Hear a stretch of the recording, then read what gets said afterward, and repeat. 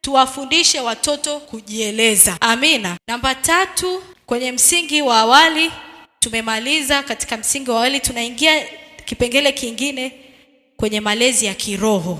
Amina. Malezi ya kiroho. Hili ndio jambo la muhimu sana katika kuwekeza katika elimu ya awali ya watoto, kwamba tuwawekeze watoto wetu mambo ya kiroho. Amina. Ili hata wakiwa watu wazima wasihangaike, wasitapetape huko nje, kwamba wakisikia kitu fulani wanakichukua, wakisikia huku kuna nini wanakichukua. Lakini toka wakiwa wadogo, Mungu atusaidie kuwekeza maisha ya kiroho kwa watoto wetu. Tuwafundishe kweli ya Mungu. Sisi tumeokoka na tunafahamu kweli ya Mungu. Basi ile kweli ambayo ipo ndani yetu sisi wanawake tuwekeze kwa watoto wetu, ili tuweze kuwa na kanisa strong kwa ajili ya baadaye.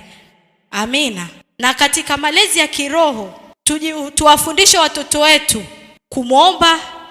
kumuomba Mungu, kwamba jinsi tunavyomuomba Mungu, kawe haoneshi bidii katika engo ambao wewe unataka, lakini katika yote tujifunze kutamka baraka kwa watoto wetu, kwa sababu jinsi tunavyotoa vitu vya baraka kwa watoto wetu ndo jinsi vinavyokuwa ndani yao. Mtoto akizoea kutukana kwa sababu nimeambiwa mimi ni mjinga, basi hicho kitu kinaendelea kuwepo kwenye maisha yake, kwamba mama yangu mimi kaniambia mimi ni mjinga. Kwa sababu kwa hiyo nikiwa anaendelea, hata ikitokea anataka kufanya kitu, anakumbuka kwamba mimi tayari nilishaambiwa mimi ni mjinga, kwa siwezi kufanya chochote.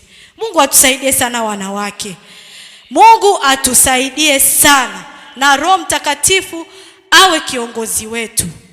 Na hata kwenye Biblia pia tukiona Timotheo wa pili 1:5. Bwana Yesu asifiwe.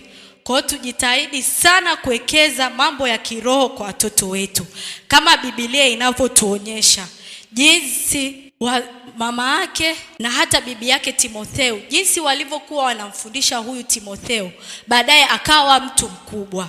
Kwa hiyo tusichoke kuwafundisha watoto wetu na kuwajenga kiroho, kwa sababu mwisho wa siku huwezi jua ni mbegu gani ambayo unapanda kwa mtoto, kama ilivyokuwa kwa hawa wazazi wa Timotheo.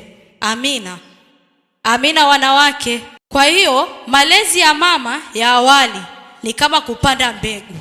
Ukipanda upendo, maombi na hekima, utavuna matunda.